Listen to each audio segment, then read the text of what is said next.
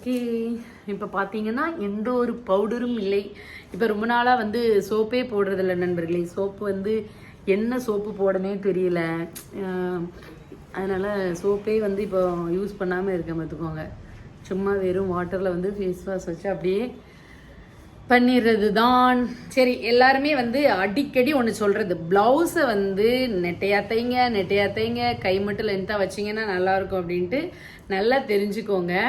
என்கிட்ட நிறைய ப்ளவுசஸ் இருக்குது. ஒரு 500 ப்ளவுஸுக்கு மேலே இருக்கும். எல்லாமே மோஸ்ட்லி நியூவாக தான் இருக்கும். ஏன்னா அந்தந்த சாரீக்கு மட்டும்தான் நம்ம வியர் பண்ணுறதுனால நெக்ஸ்ட்டு அந்த சாரீ அடுத்த வருஷமோ எப்போமோ வியர் பண்ணும்போது தான் ஸோ அந்த ப்ளவுஸை போடுவோம்.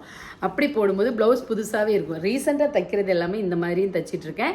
இவ்வளோங்கான் துணி இருக்கிறதுக்கும் அதே மாதிரி தைச்சிக்கிட்டு இருக்கேன். சரியா? அதனால் எனக்கு பிடிச்ச மாதிரி மோஸ்ட்லி பண்ணுறேன். கொஞ்சம் கொஞ்சமாக நான் சேஞ்ச் பண்ணிட்டு தான் இருக்கேன். அதனால் ஒரு சில பேர் ஒய்யாமல் அதை மட்டுமே சொல்லிட்டு இருக்காதீங்க. சரியா? நல்லதை மட்டும் பாருங்கள். ஓகே, சரி. இப்போ வந்து நான் வந்து ஐலைனர் போட்டுட்டு எல்லாருமே கேட்பீங்க என்ன போடுவோம் அப்படின்ட்டு. இந்த ஐலைனர் ஒன்று தான்.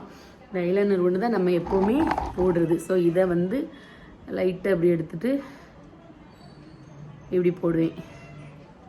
சரியா? நான் போட்டுட்டு வரேன். ரொம்ப நேரம் போட்டோம்னா உங்களுக்கு போர் அடிக்கும்ல, நான் போட்டு